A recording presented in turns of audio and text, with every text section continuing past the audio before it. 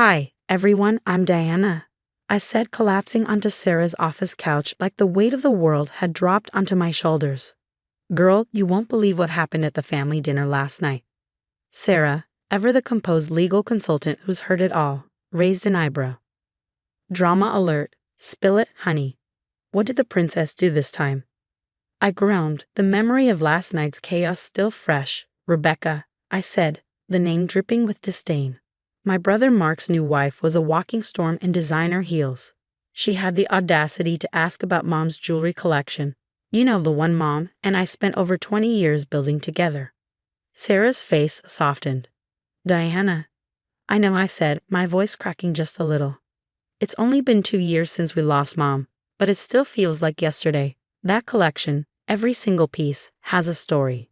Birthdays, anniversaries, those mother-daughter shopping trips Mom and I used to love. Sarah nodded, letting me have my moment before she prompted, let me guess. Rebecca zeroed in on something. I sighed, rubbing the wedding ring I never take off. Mom's sapphire pendant, the one she wore to my college graduation. Rebecca couldn't stop staring at it during dinner. You better keep those pieces locked up tight, Sarah warned, her lawyerly tone sharp. I'm already ahead of you. Aunt Linda called me this morning, practically in a panic. Diana, don't let that girl anywhere near your mother's things, she said. Something's not right about her. Sarah folded her arms. Your aunt's got good instincts. Has Rebecca always been this? Curious.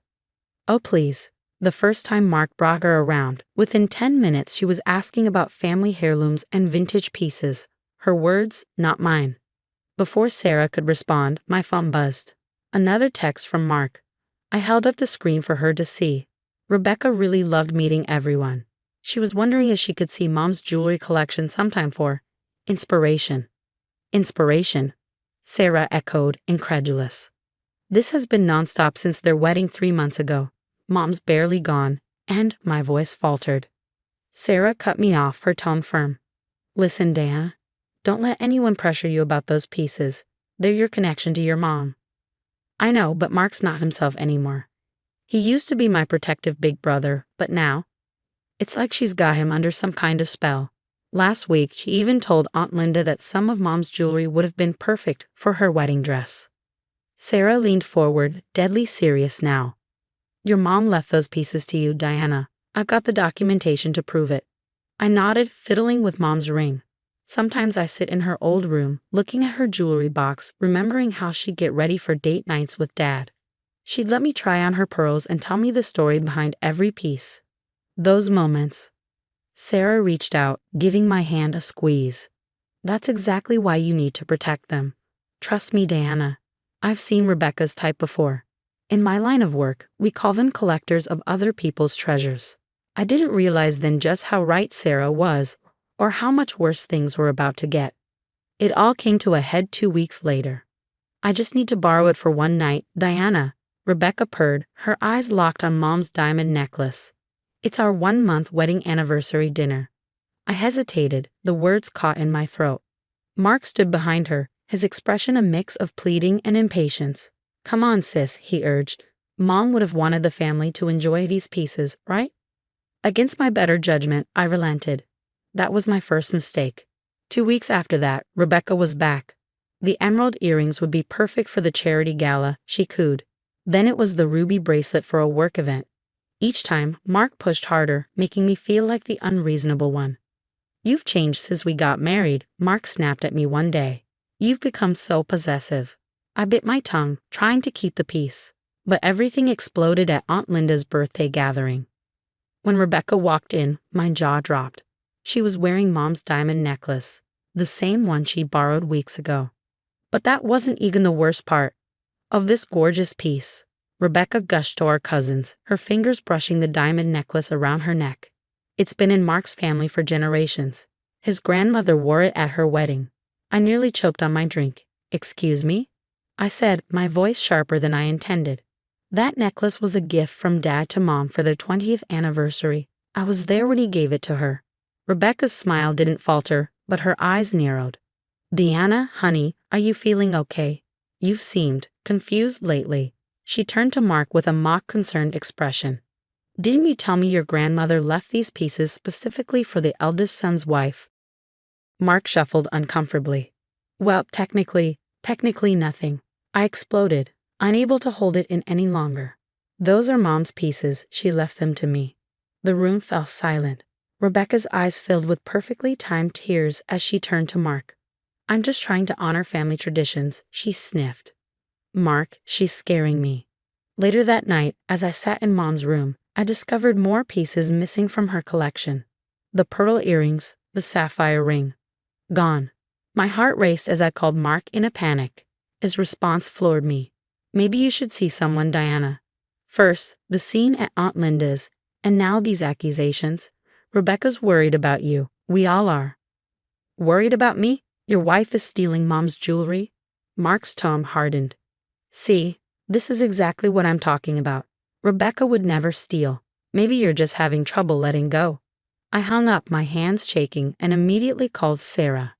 They're gaslighting me, I cried. My own brother is making me feel like I'm losing my mind. Document everything, Sarah said firmly. Take photos of what's left. We might need them. The final straw came when I learned Rebecca was spreading rumors. Poor Diana, she'd say, shaking her head in fake sympathy. She's been so unstable since her mom's death. She's making up these wild stories about the jewelry. Mark's really worried about her mental health. That night, sitting alone in my room, I looked at the half-empty jewelry box. Tears stung my eyes as I touched the few pieces I had left. I won't let them take you from me, Mom, I whispered. I promise. Then Tom texted me. We need to talk about Rebecca. This isn't the first time she's done something like this. My hands trembled as I typed back. What do you mean? Meet me tomorrow. There's something you need to know about your brother's wife. You're not going to believe this. The next day, at the coffee shop, Tom slid his phone across the table. That's Rebecca, he said, his voice low, except back then she went by Rachel Bennett. I stared at the screen, my heart pounding as I scrolled through the old news articles. 3 ex-boyfriends, missing family heirlooms, manipulated bank accounts, mysterious online sales. She's got a thing for grieving families, Tom explained. She gets close to someone who's lost a parent, works her way into the family, and then, he shrugged grimly. Mark's not her first target, just her first successful marriage. How did you find this? Remember Steve from cybersecurity? He did some digging. Your sister-in-law has quite the digital footprint. Check the next link. My stomach dropped. There, on an exclusive auction site, was Mom's sapphire ring. The description read, Vintage European cut, family heirloom. Serious collectors only. That's not even the worst part, Tom continued. She's drowning in debt. Maxed out credit cards, a shopping addiction. She's been using Mark's accounts to cover it up. I called Sarah immediately. Within an hour, she had Rebecca's financials. 5 aliases in 3 states, Sarah confirmed. And get this, there's an outstanding warrant for her arrest in Colorado, under the name Rachel. That night, I found more listings online. Mom's emerald earrings, the pearl necklace, all being sold under different accounts with elaborate fictional descriptions. I've got her banking records, Sarah said over the phone. She's been laundering money through these sales for years. This goes way deeper than we thought. Tom texted again later. Mark's starting to ask questions. Rebecca came home with a new Gucci bag she can't explain. Let him start pulling that thread himself. The family dinner was already planned for the next week. Perfect, I said, touching Mom's wedding ring, the one piece Rebecca hadn't managed to steal. Time to end this, Mom's way. Everyone's in position, Sarah texted as I set the table.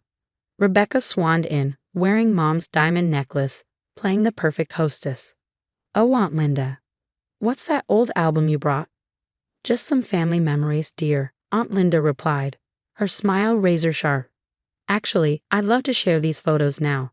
She opened the album and pointed. Here's my sister wearing this exact necklace on the day she bought it. Rebecca's face twitched. That's impossible. This is a family heirloom.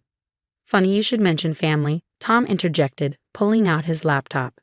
Because I've got some interesting family photos too. Different name, different hair color. But definitely you, right? The police in Colorado would love to know you're going by Rebecca now. Rachel. What is this? Mark demanded, his face pale. But his voice wavered. I recounted, looking at Sarah as she nodded knowingly. Before Mark could respond, Jason stepped in from the hallway. Rebecca, or should I say Rachel, turned ghost white. "Remember me, Rachel," Jason said, his voice calm but sharp. "Or was it Rita when you cleaned out my grandmother's estate?" The room erupted into chaos as Sarah, Tom, and Aunt Linda laid out the evidence like seasoned prosecutors in a courtroom. Sarah presented the banking records, pointing out the trail of deceit. Tom showed the online listings, scrolling through page after page of Mom's jewelry, each piece painstakingly described for auction. Aunt Linda flipped through receipts and certificates of authenticity, her voice steady with righteous fury. "It's all lies," Rebecca shrieked, backing toward the door. But Mark wasn't listening to her anymore. He was staring at his phone, scrolling through their joint account with a devastated expression. "Our savings," his voice broke. "Gone." Sarah delivered the final blow, along with half your mom's jewelry collection, sold piece by piece online. Rebecca's defiance cracked. "You don't understand," she pleaded, her eyes darting around the room. She turned to Mark, her voice dripping with desperation. "Baby, they're turning you against me." Mark didn't move. "And like you turned him against me," I said, standing tall. "Made him think I was crazy. Unstable." At that moment, the police arrived. Sarah had coordinated everything, the warrants, the fraud charges, the identity theft. It was all over.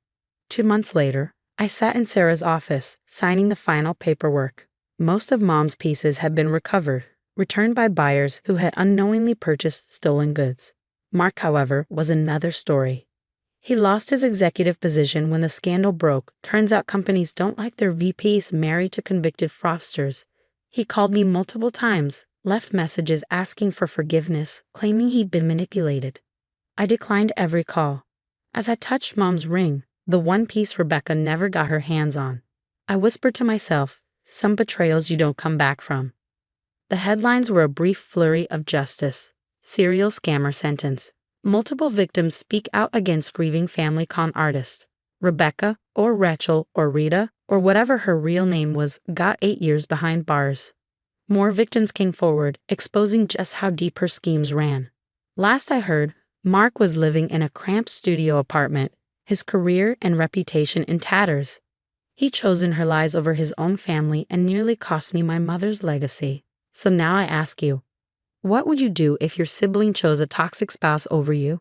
Could you forgive them after they helped steal precious memories of a deceased parent?